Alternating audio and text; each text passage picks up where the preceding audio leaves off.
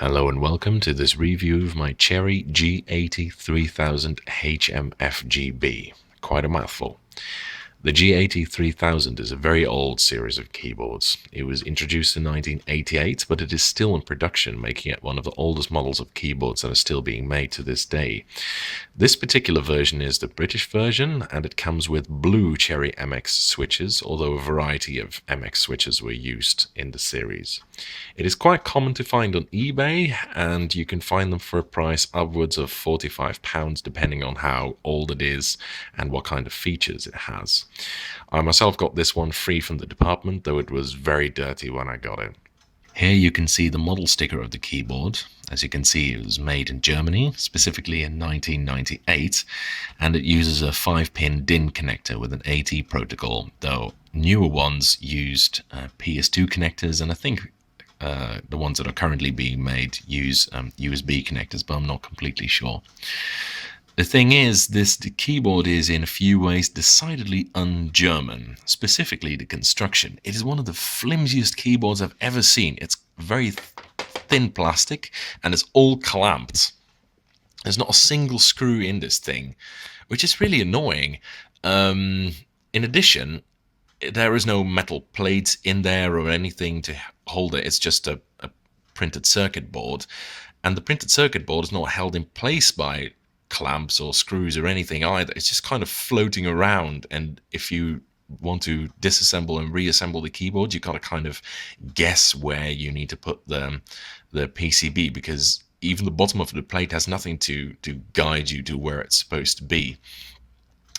In other areas, though, it has a few really good things, a few quite high quality ones. Specifically, for instance, the feet, the flip out feet. Now, if I fold this out, you can see it has little rubber cushions on it. That's a very nice touch. I really like that. It's to prevent the slipping, obviously. And I haven't seen that with other brands of keyboards. I think it's a really good idea, though. They should have done that with others. Possibly the best feature of this keyboard is the keycaps. They are some of the highest quality keycaps I've ever seen, if not the highest quality keycaps. They're made out of a material called PBT, which is resistant to yellowing over age, and they're very thick, and they have double shot lettering. Double shot lettering means that the lettering is not actually printed on, it's instead a plastic insert that's put into the keycap. And as you might expect, this is very high quality and also very, very expensive to make. But it is impossible to wear off with age, and it doesn't smudge ever. Here you can see one of the keycaps from behind. As you can see, it's very thick indeed. And the black-white stripy thinginess gives away that it's a double-shot keycap. Now, as with many things regarding mechanical keyboards, such high-quality features were eventually considered uneconomical. They stopped making them in 2012, apparently, and the newer your keyboard is, the lower the chance of it having keycaps like this. But even still, note that the keyboard was extremely dirty when I found it. I had to clean it very much. But the keycaps are still pristine white, thanks to the PBT. Now, the keycap profile is a bit less steep and a bit more crowded than other profiles. You can see there's actually not that much space between the keycaps, and they're quite low as well. This is the page down key. There's not really much height to it. You can also see that the sides are not nearly as steep as they are on many other types of manufacturers as keycaps. So that's fairly unique to Cherry, as far as I know. In addition, a funny thing is that the home keys don't actually have a little raised bar on them, as you have in most other types of keyboards. Instead, you can see they are more curved. So there's nothing raised on it, but the curvature is considerably greater on the F and J keys than it is on others. Interesting feature. You can actually feel this, but I don't know. I don't touch type, so I can't tell how well this works if you are a touch typer. As I mentioned earlier, it uses Cherry MX Blue switches, which are one of the more common type of Cherry MX switches, which itself is easily the most abundant family of key switches on the mechanical market. So this switch is actually a pretty big player. It's a clicky switch, and it's very light at just 50 grams of force, making it one of the lightest clicky switches on the market that I know of.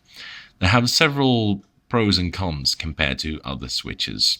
The biggest pros are that they are very smooth and they are not sensitive to off-center key presses. Many other switches become, how do you say, quite rough when you don't press them in at least roughly the center of the key switch. But for Cherry switches, this doesn't matter. I can push it pretty much at the absolute edge and it won't feel any stiffer than it normally will. So that's a big advantage. The disadvantages I found is that the tactility is very weak and feels kind of sawtoothy rather than having a single bump. The clicky sound is very high pitched and annoying, and it has quite high hysteresis, meaning that it doesn't reset at the same point at which it actuates. You need to let go of it more. Just a quick sound check so you can tell for yourself.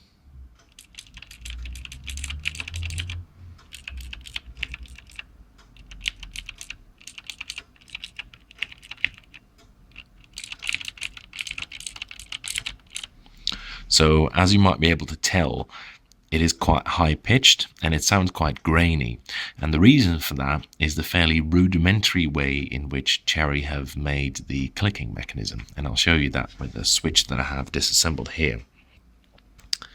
So here you can see the switch, that's the plunger, and it's got this plastic jacket underneath it. And what happens is when you press the plunger, the jacket is fired downwards and it hits the bottom of the switch. And that impact sound is the clicky noise. But that's just plastic on plastic, and the nature of plastic hitting plastic is that it's quite high pitched. In addition, when you press the plunger, there is nothing to prevent the jacket from bouncing up and down a couple of times. And that is what causes the graininess of the noise. And I'll demonstrate that to you with a switch that is still assembled. So here you can see one. Now if I press this down and shake it around, you should be able to hear a soft rattly noise.